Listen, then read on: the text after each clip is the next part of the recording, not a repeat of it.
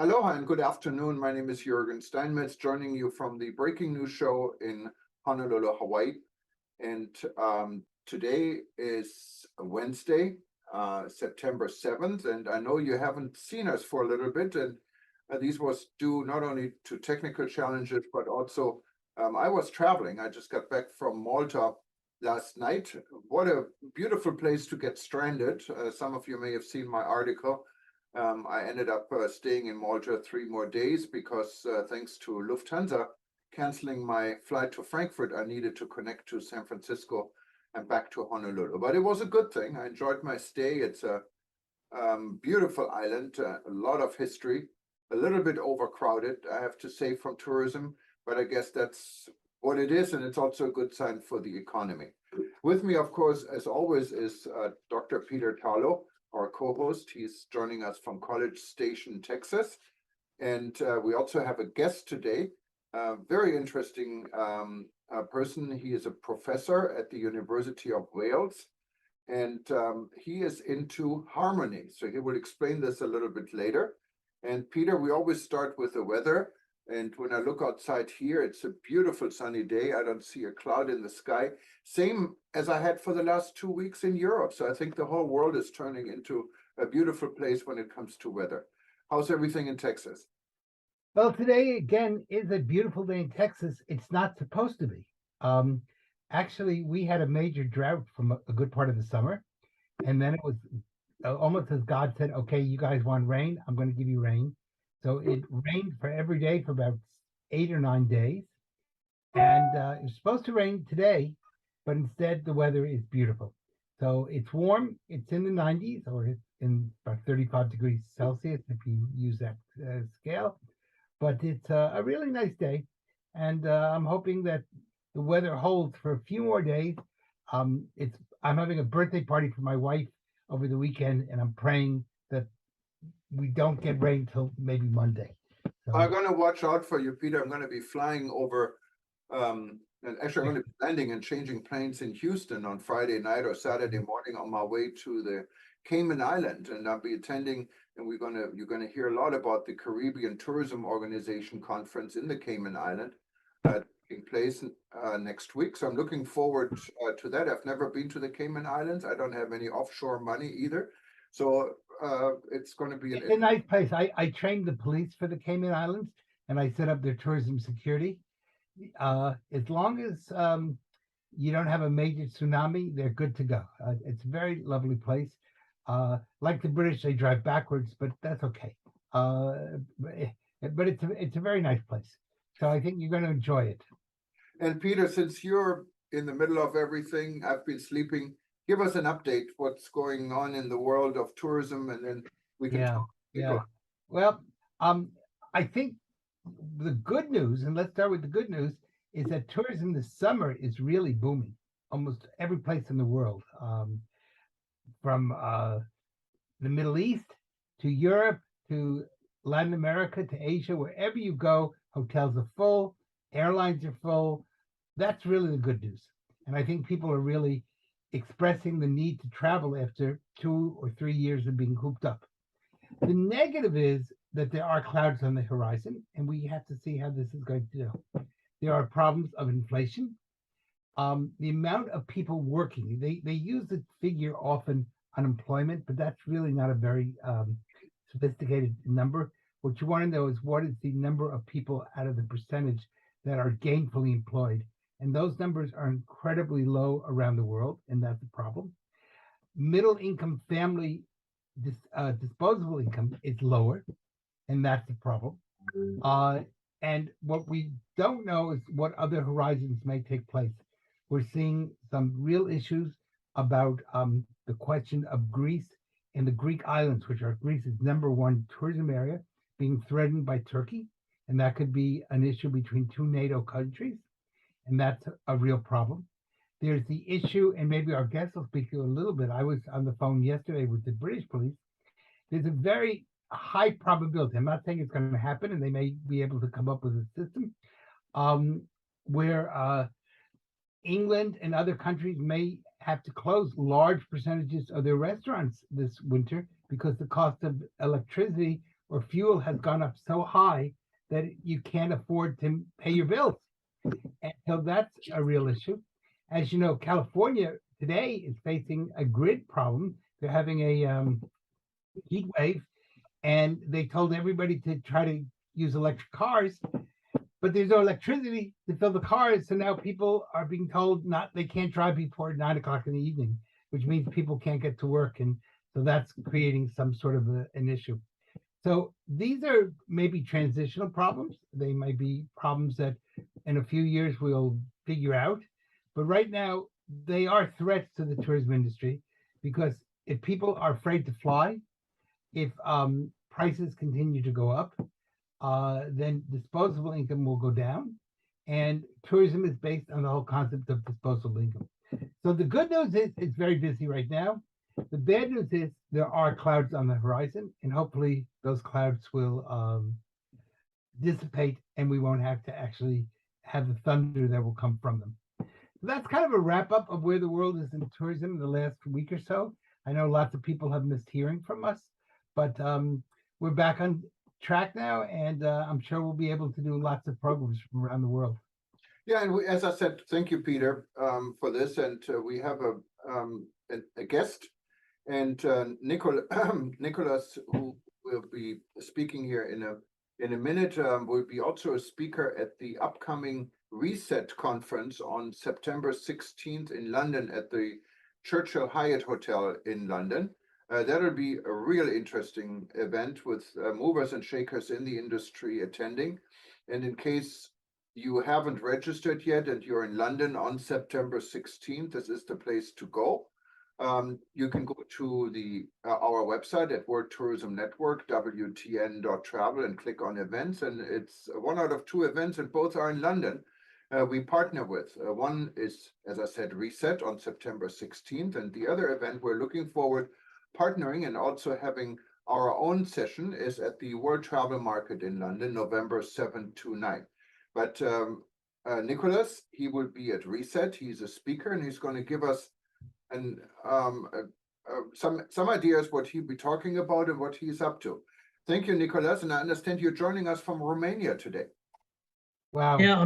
Yeah, that's right. I'm in Romania. I'm in Timișoara, which is in the west of the country. I'm actually attending a conference here.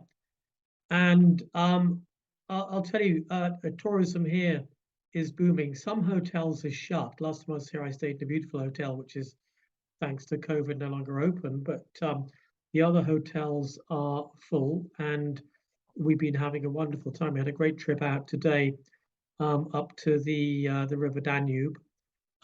Beautiful weather, great place to come. We were at a wine tasting last night. The Romanians, since communism, have reinstated a lot of their traditional wines. They're growing some classic wines. It's a great place to come. But I'm,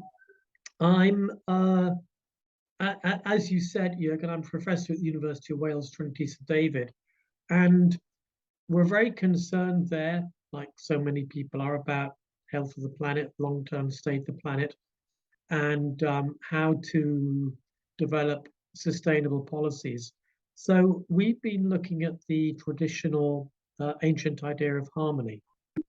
And the idea is that ideally the whole world exists in a state of harmony. This is a very important ancient classical idea. We find it in Chinese thought as well, many indigenous cultures. The whole world, ideally operates harmoniously. It's almost like, if you could hear it, you'd hear a beautiful, beautiful musical harmonies.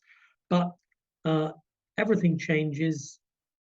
We live in a world where one day is different to the next, and so disharmony develops. And so we're looking at two things. First of all, one is how to maintain this idea of harmony as opposed to disharmony. Also, I'm picking the idea of harmony because in those cultures which have this idea, they think that like everything in the world is interconnected, interrelated. Entangled is a modern scientific word. Everything is completely connected. This is modern science as well. And so the problem is, how do we translate this into policy ideas and avoid the silo thinking that so often affects our desire to solve the world's climate problems? There's news today about how the shift in the EU subsidies for wood pellets as a form of energy is now depleting the forests of Europe. So, what happened was European Union decided that we needed to cut down on CO2 emissions, stop burning oil, gas, and so on. And so they started promoting wood pellet burners, which are themselves far more efficient than old wood burners. But hey, they've started a huge wood pellet industry that's devastating some forests. So what we're trying to do is say, no, look, everybody, stop these short-term solutions. Stop saying, hey, we cut CO2 here, we cause a problem there, and try and look at things across the board: business, health, society, architecture, in a much more integrated way. And so obviously we can apply all these principles to travel and tourism as well. Professor, I think it would be helpful to people if you kind of defined your definition of harmony, because I can think of maybe 10 different definitions, and it would be good to know what, define what you're speaking about so the public can understand that. Yeah, okay. I mean, you're right. The fundamental idea, it's come down to us from the ancient world, is that everything in the world moves in some sort of unison, in some sort of pattern. Okay, I think everybody understands this intuitively. The wind blows, the trees move, the water flows, the air, the wind blows, and so on. Sun rises, everything. There's a pattern, right?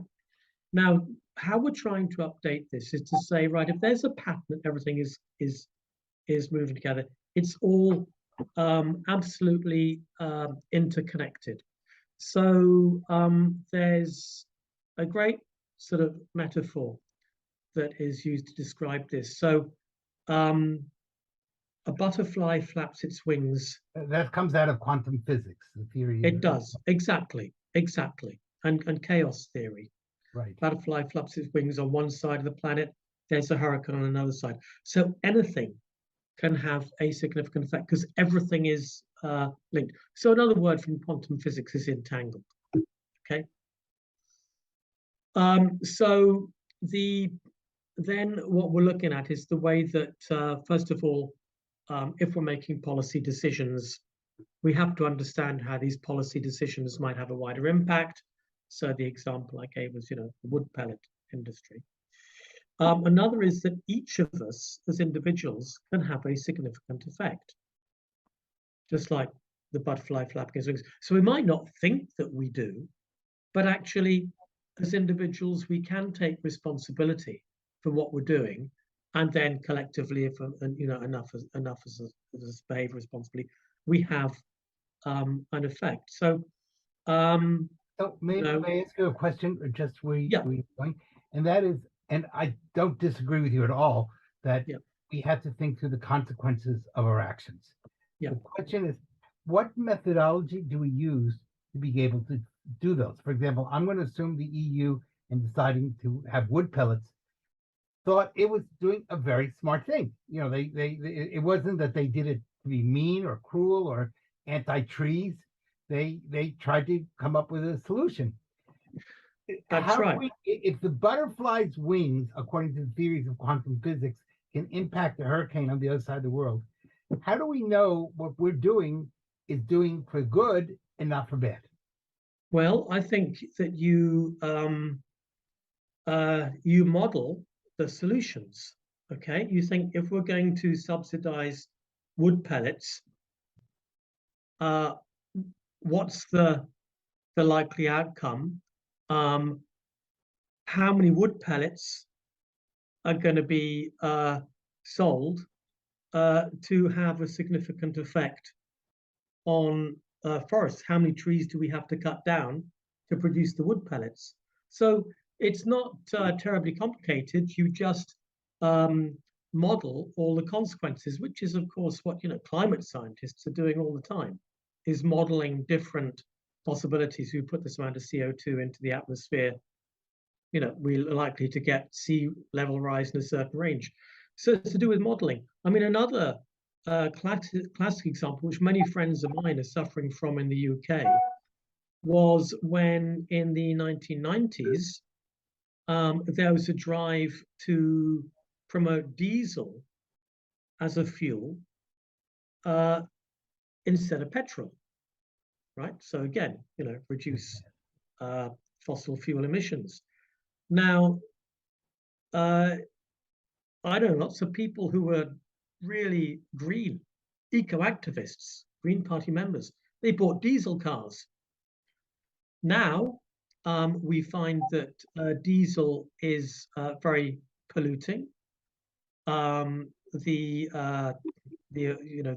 air from the emissions from diesel cars can exacerbate heart disease, breathing problems, and so on, according to different studies. So in my own city now, and many other cities in the UK, clean air zones are being instituted, which means that diesel cars driving through the clean air zones have to pay a £9 charge every time they enter the zone. That's £18 if you enter the zone and then drive across town and have to re-enter it to get back. So the diesel car owners are up in arms, but diesel cars were promoted as the green solution because the emissions that diesel cars put out weren't modeled. There was just the one measure. How do we cut down on CO2 emissions? So it's a matter of actually modeling the consequences. With nuclear power, we know all the arguments for and against. There's a new nuclear power station being built in the east of England, Sizewell. Well, it's going to be put on a platform 7 feet above sea level with a seawall around it of 77 meters, 14 meters, and a storm surge which floods the power station is put down at a 1 in 10,000 year event. Now, how many 1 in 10,000 year events are we having at the moment? It's but that 1 in 10,000 years could come next year. So it's a matter of in that case, I think, rather than going for the old nuclear power option, of really scaling up renewables. So in the UK at the moment, it takes around 4 years to get planning permission for an offshore wind farm. That can be cut to 1 year. So it's a matter. So again, it's I think thinking in the round, thinking holistically, and so we're thinking holistically. My friends who are ecologists who hate wind farms because they say, one, they use more fuel than natural gas, and two, they kill birds. And the killing of the birds, therefore, is hurting the environment more than the wind farms are helping. So if I'm using your theory, which I understand, again, an easy solution may create more complications than it may create goodness. I know, Peter, ultimately, we've got a decision as to whether to do something or nothing. I mean, in California at the moment, all the old, I read all the old solar panels that were installed 25 years ago are now due to be replaced. Right. There's no proper plans to recycle them. Right. So, again, and that's why I think your view is so important when you speak about harmony. Yeah. Because we have to think not only the short-term solution, but what is the total amount of harmony? And I think we bring that to tourism, that comes even a bigger issue. For example, should we allow people to fly in airplanes? Airplanes are tremendous pollutants. Maybe we need to shut down places like Hawaii, or only allow people to go to the United Kingdom by boat. How do we do that? What happens to London if we and what would be the economic consequences, the social consequences, and the political consequences if I now no more air flights to London or to Hawaii. Yeah, And I you're know. giving I mean, Hawaii- ultimately, for me, okay, I'm personally a pragmatist and a compromiser. So it's ultimately about finding the best level of compromise, yes, having modeled the most number of sort of problems and potential solutions, which can, of course, lead to inaction. You never get to the point at which you've got a perfect solution. right. So there always has to be a moment at which, you know, the politicians come in or the advisor and say, right now we have to act and we do this. But, you know, I think the examples I've given were of instances where there was no serious modeling of the solution. I mean, you mentioned electric cars earlier. You know, I've got a problem with electric cars actually Yes. because of the rare earths needed for the batteries, Exactly. apart from the fact they need charging. And I don't think they're a solution. You see, I'm a public transport supporter, and I think you know, trams, trains, an obvious solution. agree with you You know, more. one, you know, I could not agree with you more. Yeah. I think we're going to see, on top of that, with the electric cars, no one knows what to do with the batteries. There's also a political price to be paid, not on the rare earth, but a domination by one country over the rest of the world, which is not a ecologically friendly country. I'll just leave it at that, without bringing into politics. I think we're going to see tremendous problems with the whole electric car push, and we haven't thought through the consequences of the butterfly flapping its wings. And no, you're uh, right. You're 100% right. I think the electric car boom is just repeating the diesel car Yes, mistake. exactly. It's And exactly. it depends, I mean, it depends, of course, where you are. Here in Hawaii, I think we have the largest, I think so, at least one of the largest percentage of electric cars. So you find electric cars everywhere. They have free parking for electric cars. You can charge your car free almost everywhere. So it does become So quite, where do you get the electricity to charge the cars? I understand, but you don't pay for it. The state pays for it. So you just plug it in where And where does the state get its money from? From taxes. you're absolutely right. So it's a circle, and I think when it comes to harmony, the world is not harmonized to a one solution approach, right? There is different approaches in different countries, and some countries put a bigger emphasis on protection than others. And not only countries, if you look at in our own country in the United States, it's very different from region to region, from state to state. So I don't know how to harmonize all of this and to come to a global solution that everyone can live with and that is actually effective. Well, and I think that's Professor Campion's problem is how does he, taking the theory of the butterfly, make it work on a global scale? I mean, right at the moment, that's beginning to look like a more difficult task than even it was a few years ago, with the, you know, a reversion to old geopolitical animosities. So we just have to hope that behind their rivalries, that you know, national geopolitics is now stirring up. There is still some level of communication that takes place because countries must see the way the climate's changing, and they actually have a shared interest in terms of self-preservation in continuing to cooperate over finding solutions to these. So that brings us to tourism, which is a huge energy user, a huge water user. Most people at home will use one towel a week, you know, and dry it. When people go to a hotel, they use 3 or 4 a day. Most people do not change their sheets on their bed every day, but in the hotels, people do want them changed every day. We use vast amounts of energy to get planes from one way to the other. Maybe tourism is an industry that ought not to exist. You know, are we talking about the death of tourism? Well, I mean, I don't know. I have colleagues who will say flat out, you know, tourism is not sustainable. I mean, I think that again, A state like I'm a Hawaii, contra- give it up.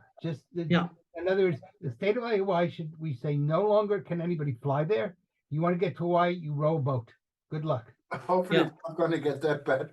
But I mean, again, you know, I won't. I never have gone for the hair shirt solutions. I'm always a compromiser. You know, what can we do? How can we minimize problems? So, in terms of the number of towels that you use or changing sheets every day, for those specific examples, I think there is a culture change that could easily be affected because you know every people who go to stay in tourist hotels are aware of the problems. Their kids are being taught about these problems in schools. And if you're told, okay, your towels are going to be changed every few days, hang your towels up. When we're going to change your sheets once a week. I actually think those culture changes can be made. I don't think it's an all or nothing.